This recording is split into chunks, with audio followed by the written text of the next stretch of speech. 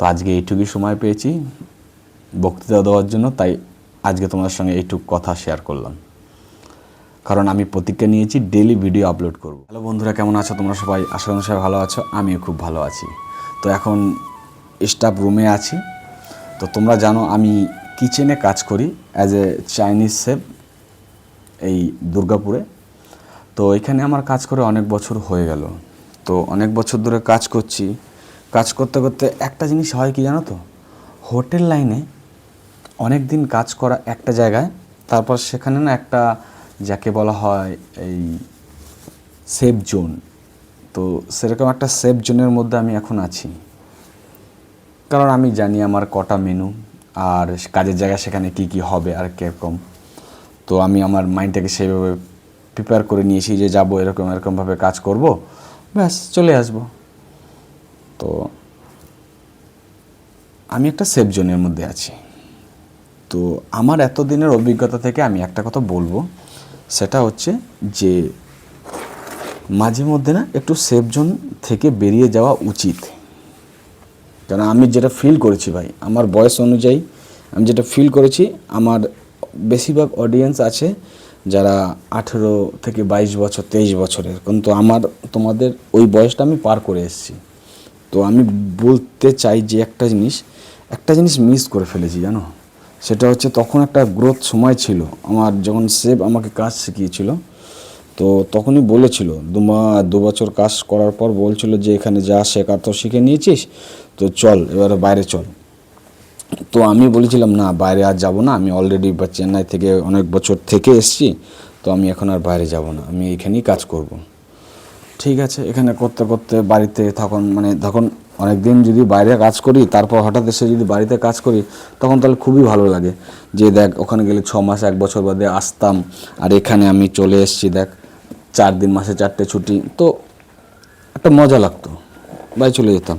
তো এইভাবেই কিছু বছর কাজ করতে করতে করতে আজ 5টা বছর পার করে ফেলেছি দোস্ত। 5 ইয়ার্স, 5টা বছর পার করে ফেলেছি এই হোটেল ইন্ডাস্ট্রিতে, এই জায়গাতে। তো এখন মনে হচ্ছে যে এই 5 বছরে আমি আমার সেই শেফের সঙ্গে, যে আমার সঙ্গে ছিল, সেও তো আমার মতোই ছিল, তার সঙ্গে আর আমার সঙ্গে এখন কম্পেয়ার করে দেখতে গেলে সে কিন্তু ভালো জায়গায় পৌঁছে গেছে। অ্যাজ এ ভালো সিনিয়র সে ভালো ভালো ফিল্ম স্টার, ভালো ভালো লোকদের দেখতেও পাচ্ছে। বাট আমি সেইখানে রয়েছি, সেই রুমে, সেই ঘরে, সেই জায়গাতে। জাস্ট রুম কটা চেঞ্জ হয়েছে 5 বছরে, 2বার রুম চেঞ্জ হয়েছে, আর বাদ বাকি জীবনে কিছুই চেঞ্জ হয়নি। তো আমার কথা হচ্ছে যে তোমাদের যদি সুযোগ আসে দোস্ত, হাত ছাড়া করো না, জাস্ট বেরিয়ে পড়ো, যা হবে দেখা যাবে। কিন্তু হ্যাঁ, যেখানে যাবে সেখানে কমসে কম 1 বছর তো থাকবে। যতদিন বিয়ে না হয় ততদিন তুমি ঘোরো, কাজ করো।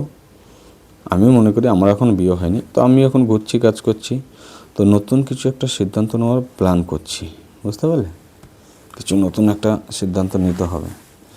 কারণ এইভাবে এইখানে আর কোনো গ্রোথ নেই। এইখানে যা গ্রোথ ছিল আমি বুঝে গেছি, এইখানে গ্রোথ সব শেষ।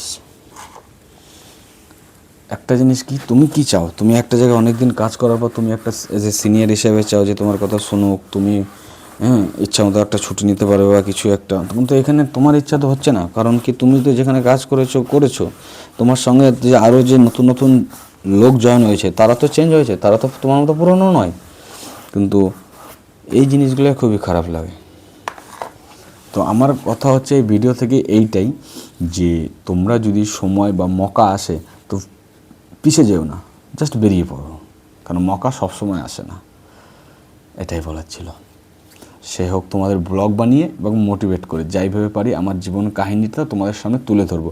আমি যখন 50-60 বছর বয়স হব, আমার যখন 50-60 বছর বয়স হবে, তখন আমি যখন এই ইউটিউব প্ল্যাটফর্মটা যদি থাকে, তো তখন আমি আমার পুরোনো দিনগুলো দেখতে পাবো, যে আমি দেখো কিভাবে কাজ করেছি, কিভাবে কথা বলতাম, তখন কীরকম দেখতে ছিলাম, সব দেখতে পাবো।